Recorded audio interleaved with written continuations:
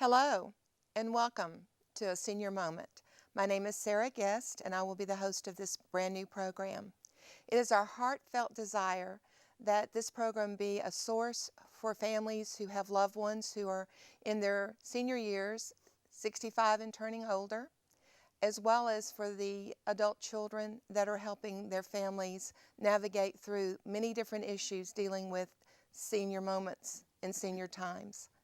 So thank you for joining us. As I began to think, what should this first program be about? I thought, no better way to start than with Medicare. This past July, I turned 65, and I'm telling you what, it was a very difficult time to try to understand Medicare and how to navigate through it. So I began to think this would be a great program, and because we're launching this program today, the opening day for enrollment for Medicare, thought this would be great to have someone on the program that is an expert and a go-to person.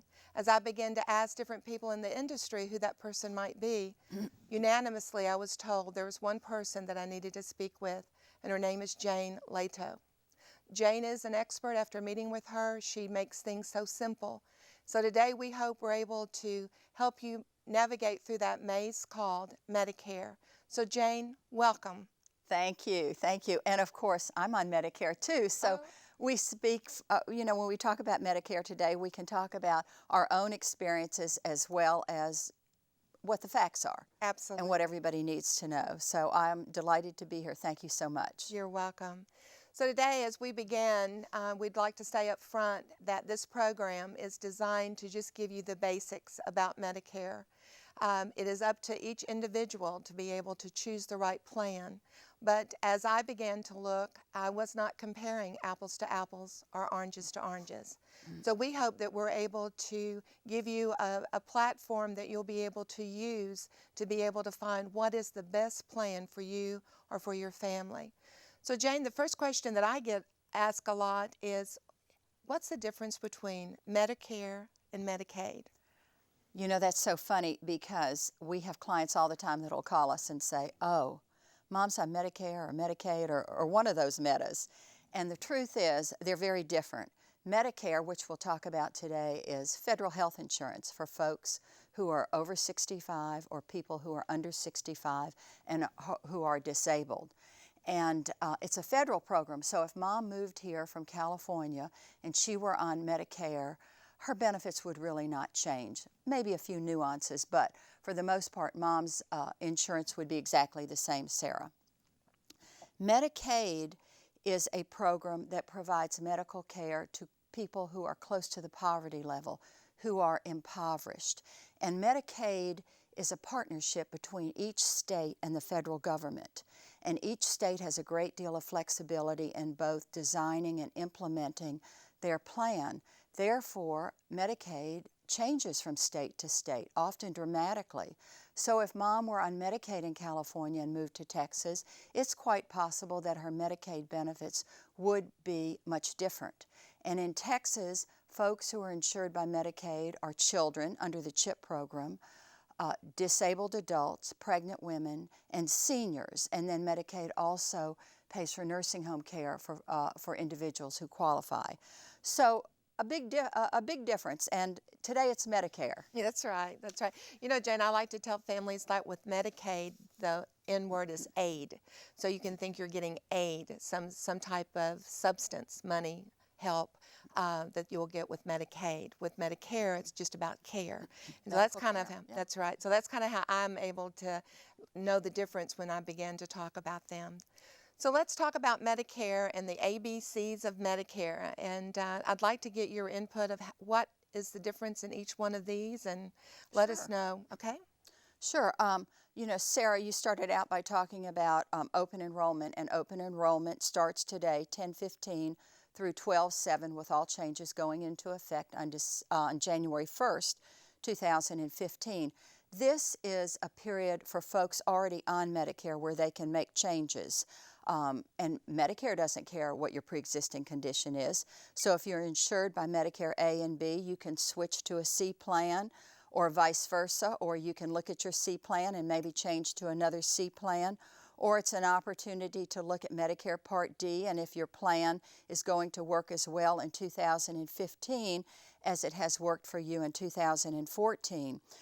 Before we go into that, I would like to mention, though, because I know a lot of you out there may be just going on Medicare for the first time, there are 2 special enrollment periods for folks enrolling in Medicare for the first time. If you are turning 65, you have a 7-month period during which you can enroll in Medicare, and you contact Social Security. It's their job to enroll us. And you can contact Social Security by telephone 1-800-772-1213. That's 1-800-772-1213. Or an easier way is to go to ssa.gov and enroll. Remember that we always go on Medicare on the first of the month, and what they have asked, and it's certainly true, is allow about 6 weeks for your enrollment to take place from the time you initiate enrollment by contacting Social Security until you receive your card. Just a word to the wise. So if you were going to enroll for December 1st, starting up on December 1st, today would be a perfect day to call Social Security or go online to enroll. Now there's some folks more than ever who are working past 65, and if you've worked past 65 and you're insured through a group plan through your spouse's job or your own job, and that plan is going to stop, you have an 8-month special enrollment period during which you may contact Social Security and enroll in Medicare. And under that scenario, you do need to call Social Security because there are a couple forms, very simple forms, that need to be completed and returned to them to start your Medicare coverage. Part A, let's go back to that slide. Traditional Medicare is Part A and Part B. That's what everybody was on for years and years. And the new kid on the block is the Advantage Plan, Part C. So we'll look at the differences. Part A and Part B essentially tag team together. Part A covers inpatient hospital care. Note I said inpatient hospital care, skilled nursing, and hospice. Part B covers your doctors, your tests, all your outpatient services, including the ER and including any observation when you're in the hospital. So they tag team together. And you have a premium for Part B, which we'll look at in a few minutes. Part A, there is no premium because you've paid those taxes all those years. Do you recall they've been coming out of your Social Security check? And we recommend, if you carry Part A and B, that you also carry a Part D freestanding drug plan. I do have folks ask me about Part D when I give seminars on Medicare, and they'll often say, well, you know, I don't take any drugs. Do I really need a Part D plan? And my response is, I carry car insurance, but I don't want to have a wreck. So yes, you do need to carry Part D along with your Part A and B. And we also recommend you consider carrying a Medicare supplemental plan or Medigap plan. This is private insurance, and we'll look at that down the road today too. Part A and B have deductibles just like your insurance plan today may have. You satisfy the deductibles and they start paying benefits. But your private plan today probably also has an out-of-pocket maximum, a larger number. And when you satisfy that number by paying out of your pocket for medical expenses, then your plan is going to pay 100% reimbursement for the remainder of the year on covered services. So if you're in the hospital, you satisfy the deductible and you satisfy your out-of-pocket maximum, then your plan will pay 100% reimbursement, so you are not financially devastated. Medicare A and B together do have those deductibles, and when you satisfy them, they start to pay benefits for the remainder of the period. However, you do not have an out-of-pocket maximum with Medicare A and B. That means that you never get to 100% reimbursement during the year. You could get some pretty big medical bills, even with Medicare A and B paying their part. And that Medicare supplemental plan is what I call your catastrophic safety net. It comes in and picks up the costs after Medicare A and B and prevents you from being financially devastated, whether it's an out-of-pocket expense after Part B pays, or if it's a hospital expense, whatever. We do strongly recommend that you carry the Medicare supplemental plan.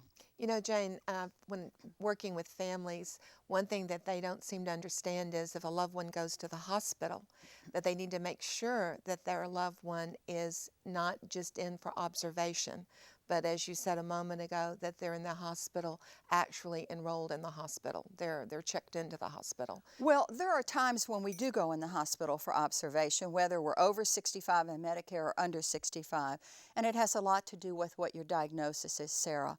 And observation is fine. It's good care. What we see with Medicare Part A is, remember I said Medicare Part A covers skilled nursing care. Mm-hmm. Normally, if you're in the hospital, say you break your hip and you have surgery and you're in the hospital for a few days, then you are transferred over to the skilled nursing unit to receive rehab, among other services.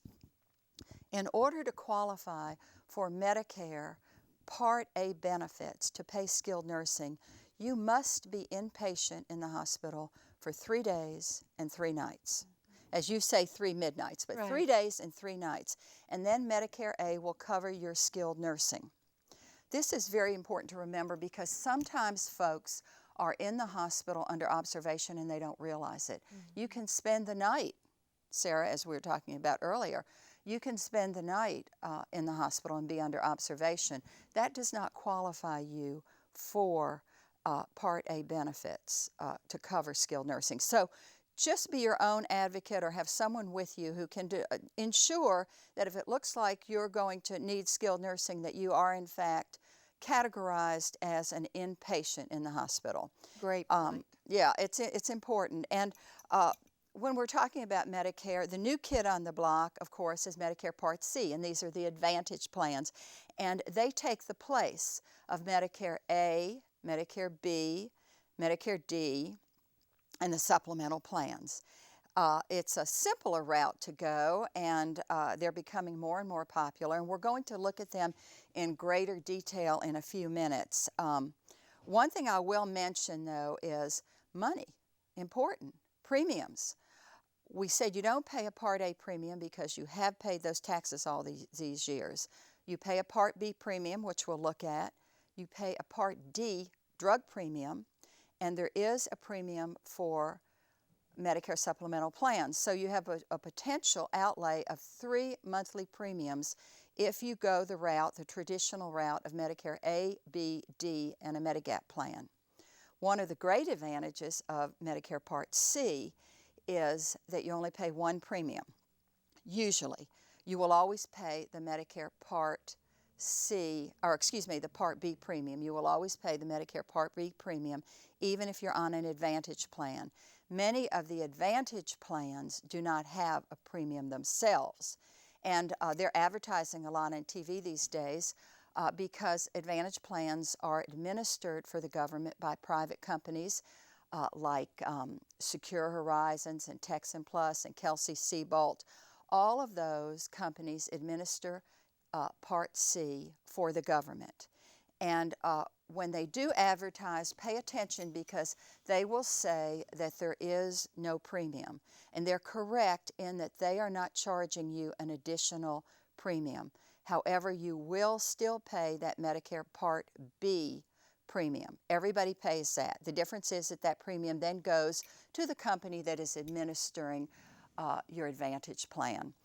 One other word of warning or wisdom, whichever way you want to look at it, is some of the Advantage plans do not include Part D.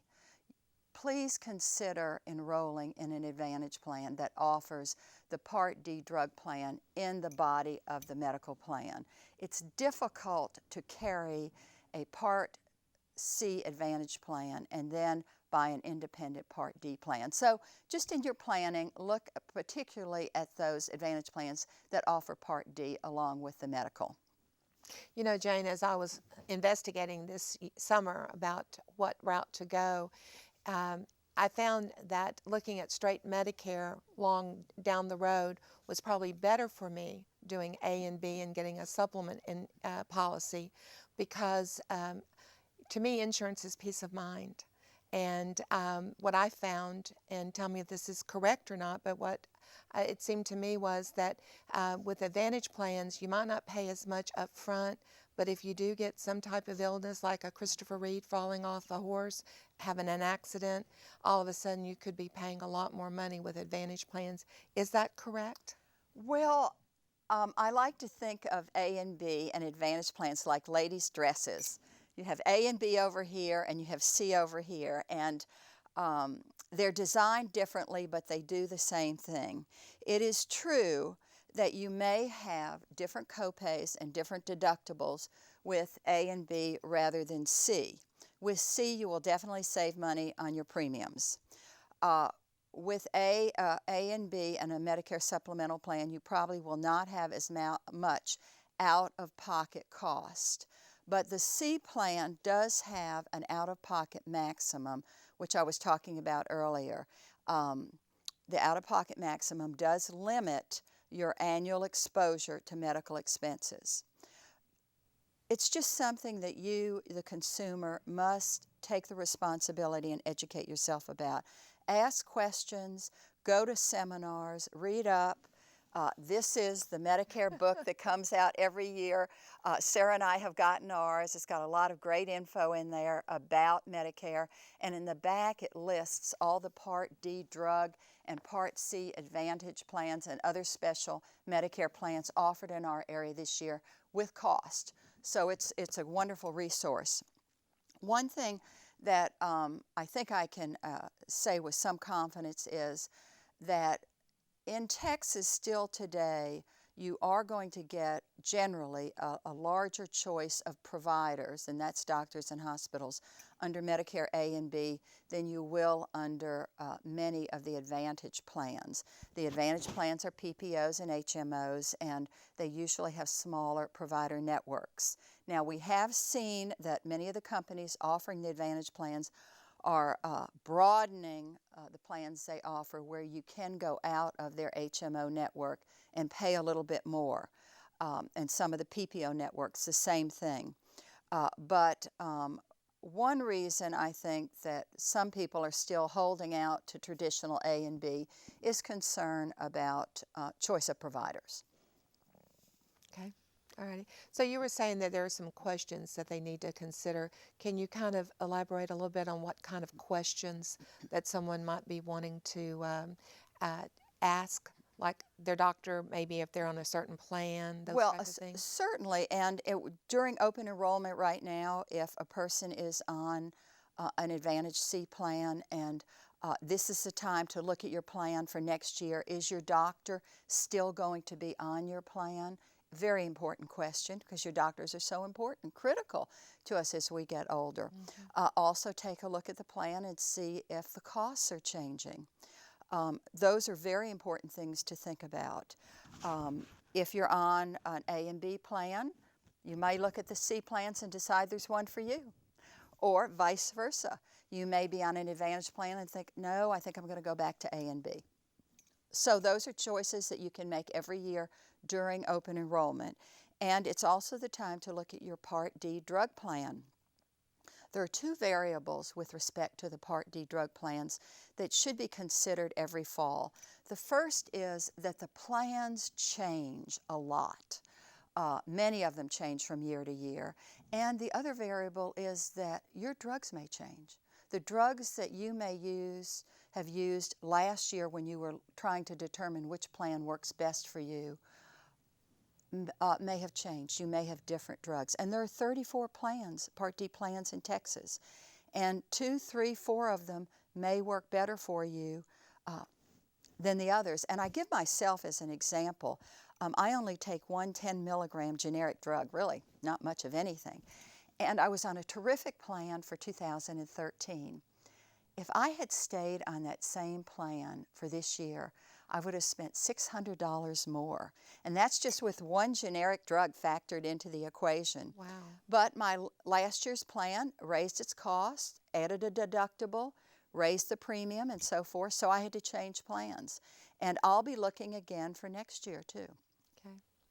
So what are some of the other things, Jane, because we're getting a little bit short on time here. Let's look at the cost of Medicare Part B, because I think it's important, and we do have a slide, cost for Medicare Part B. You know, I said Medicare Part B is outpatient coverage. It's an 80-20 plan. You have a $147 a year deductible. It has not changed from last year, and it's going to be the same for next year. That's a good thing. Yeah, it's a great thing, and they pay 80%, and you're left with 20%. And if you look at that slide there, you're going to see at the bottom half, that left-handed column where it says you pay, that is the monthly Part B premium. And that is an individual premium. We all go in Medicare as individuals. And you'll note, if you read over a little farther, that they look at your yearly income. You may be a single person that you file as a single, or you may be a couple filing jointly. But they look at your income. So yes, if you've ever wondered, Medicare, the IRS, and Social Security have the ability to exchange information on you. And they're going to look at your last tax return. And they're going to look at, for example, line 1. If you're a single person and your last tax return reflected that you made under $85,000, then the basic Medicare Part B premium is $104.90. And they just double it if you're a couple. 85,000 times 2 is 170, which is pretty generous. Most Medicare beneficiaries do fall into that first category there. One thing I will mention is they're looking at your modified adjusted gross. That is your adjusted gross income, which I think everyone is familiar with. Modified adjusted gross means they add in any tax-exempt or tax-free interest income, and that would be something like income from municipal bonds. But let's just say that you're in that top category, and you're going to pay $104.90 every month. If you're getting a Social Security check, it can come out of your Social Security check. If you're not yet taking Social Security, it can be debited from your bank account, or you can be billed for it. And same thing if you're on a Part C Advantage plan. You're still going to pay that $104.90 if you fall in that income category.